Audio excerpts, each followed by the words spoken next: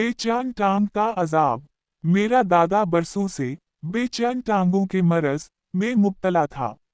कम अज कम वो हमेशा यही कहते थे। वो शाज़ वाव नादिर ही रात को सुकून की नींद सोते। उनकी टांग में बहुत दर्द होता था और वो बार बार उठकर चहलकदमी करते ताकि दर्द कुछ कम हो।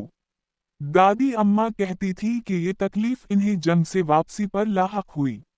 जिस दिन वो वापस आए, वो रेलवे स्टेशन पर उनके इस्तकबाल के लिए मौजूद थीं। दादा लंगड़ाते हुए प्लेटफॉर्म पर उतरे और प्लेटफॉर्म पर ही गिर पड़े। दादी ने बताया कि दादा ने कभी छड़ी या बैसाखी का सहारा नहीं लिया, चाहे चलने में इन्हें कितनी ही दुश्वारी क्यों ना होती। एक रात जब आसमान पर काली घटाएं छाई हुई थी और तेज बारिश हो रही थी, दादा लंगड़ाते हुए अपने कमरे की तरफ जा रहे थे। मैं उनके पीछे चल रहा था ताकि कहीं गिर ना जाएं। अचानक एक जोरदार बिजली चमकी।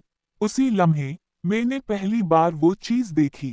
ऐसा लगा जैसे कुछ उनकी टांग से लिपटा हवा है।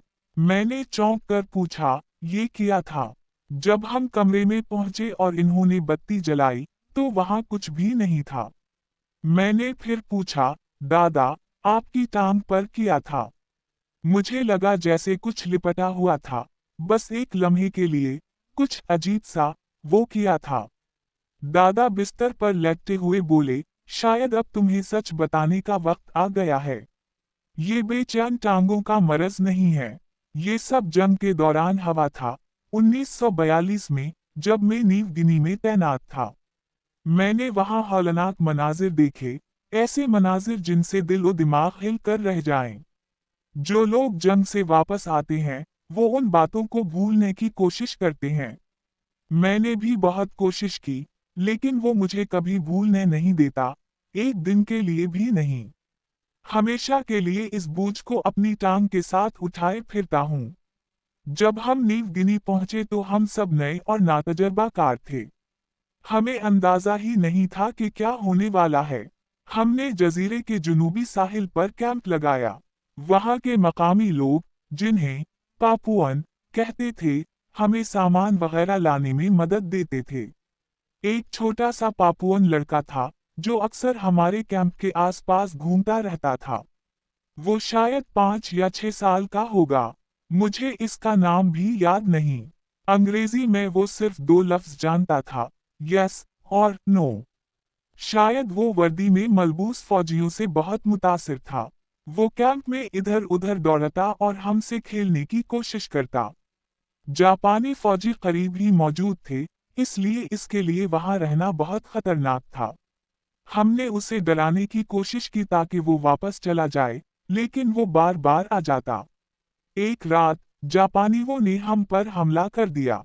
वो तादाद में हमसे कहीं ज्यादा थे और तकरीबन हमारा मोर्चा तोड़ चुके थे। मैं चीखों और गोलियों की आवाजों से नींद से जागा। कैंप में अफरा तफरी मच गई थी। मैं फौरन अपनी बंदूक उठाकर लड़ाई में शामिल होने के लिए दौड़ा। अंधेरे में अचानक कुछ मेरी टांग से लपट गया। मुझे अंदाजा नहीं था कि वो क्या था, लेकिन मुझे अपने मोर्चे पर पहुंचना था।